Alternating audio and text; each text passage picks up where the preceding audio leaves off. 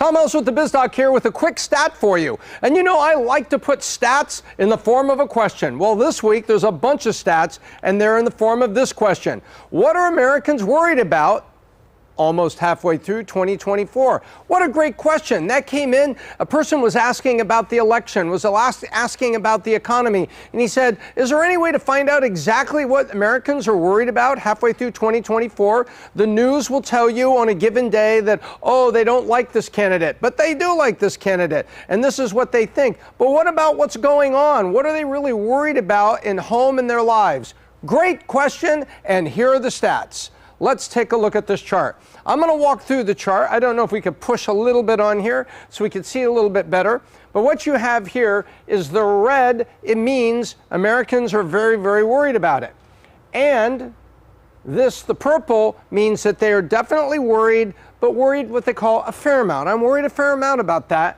The red right here, dark pink, that you may be seeing, means I am really worried about it a great deal. And then this is only a little bit or not at all. So when you take this first one here, inflation, what a surprise. What have we been calling it? We've been calling it the affordability crisis. The government wants us to think that they're doing a good job saying inflation has come down. I've gone back to say, listen, that's like saying a friend who says, guess what, I'm up to 350 pounds, but I've stopped gaining weight. Yeah, but you're still 350 pounds. You could have a heart attack and die, and then I lose a good friend. You got to get a hold of that. That's inflation. The cumulative effect of inflation makes an affordability crisis. Maybe inflation, certain products stop going up in price, but they're still up 20% versus 3 years ago. That's the problem. You need to go on a diet and get them down, or your salary needs to come up for the new reality. So let's go take a look. Inflation, 55% plus 24%. Holy moly, that's almost 80%. That's 79% means I'm worried a great deal or a fair amount. That's pretty big. No surprise. Then crime and violence. Gee, everything that's happened over the last 4 years, from lockdown to riots to things going on, I could see people worried about crime and violence. Then they're worried about hunger and homelessness. Homelessness is directly connected to inflation and the affordability crisis. Yes, it is. People get squeezed out, and the most vulnerable people are the ones that end up on the street. Often people also have emotional disorders, and bingo, you have a terrible homeless crisis. So these are all related. Then a lot of those homeless people, not all of them, but a fair amount of them, what do? Smash and grabs. They're not going to a jewelry store, but they'll walk right in to a pharmacy or something and just take drinks and run right out the front. And the employees are told, don't mess with them. Don't put yourself in the way of getting hit or worse, knifed or shot. And then lastly, the economy. The economy, when people say the economy, they usually mean affordability. 52 and 26, 78%.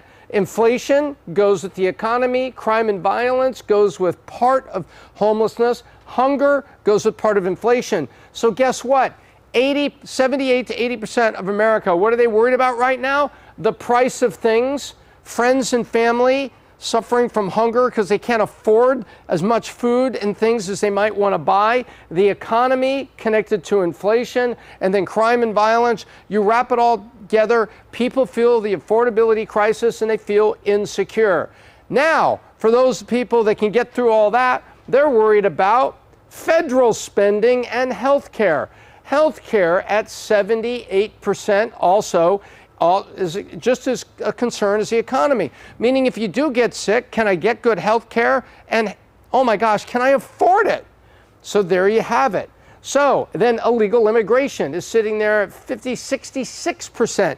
Say they're concerned about illegal immigration, directly connected to homelessness. Now, when you break this down and you skip the political bullshit and you get down into what people are really worried about, what they're concerned about, we are all Americans looking for a safer, prosperous community, a safer, prosperous country with a good economy where my wage goes up ahead of inflation, I can get ahead, and people that come here and immigrate legally have a place to go, to stay, to seek out jobs and their American dream, just like my forefathers and yours did. So then we come down here, drug use, Social Security, terrorism. What are they not really worried about? Well, let's get down here. Race relations, 35 and 29. Only 35% think race relations is a big thing they're concerned about. 29 say it's a fair bit. So it's still, 64%, but it is markedly lower than the 80% that's up here. So in other words, they still think race relations is an issue, but a lot less. Well, then why is our government trying to divide us and run it down our throat? There's the question for you. But what are we worried about?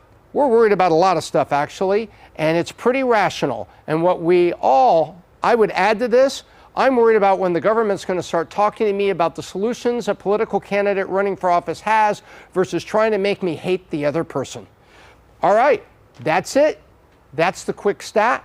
Thank you very much for the question. I think we all learned together. See you next time.